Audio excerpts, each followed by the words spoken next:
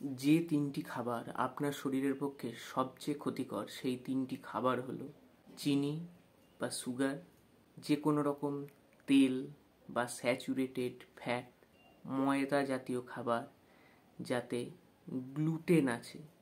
এই গ্লুটেনযুক্ত খাবার আমাদের শরীরের স্মল এবং লার্জ ইন্টেস্টাইনের যে লিনেন আছে তাতে লেগে থাকে, আটকে থাকে এবং ওই লিনেনটাকে ক্ষইয়ে দেয়, যার ফলে রক্ত জালিকার মধ্যে দূষিত পদার্থ ঢুকতে থাকে এবং ইন্টেস্টাইনের ভেতরে গ্যাস ফর্ম করে।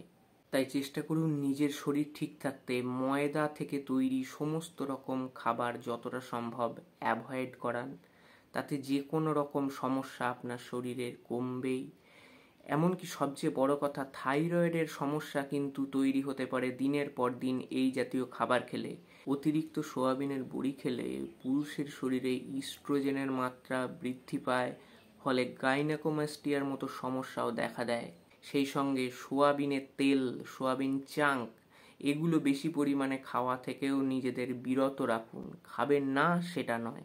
আর এই চিনি হচ্ছে এক প্রকার মারণ বিষ মানব শরীরের পক্ষে। লিভারকে নষ্ট করে দেয়, যে কোনো ইনফ্ল্যামেশনের সম্ভাবনা বাড়িয়ে তোলে। ওই গ্লুটেনও ইনফ্ল্যামেশনের সম্ভাবনা বাড়িয়ে তোলে, শরীরে ইনফেকশনের সম্ভাবনা বাড়িয়ে দেয়।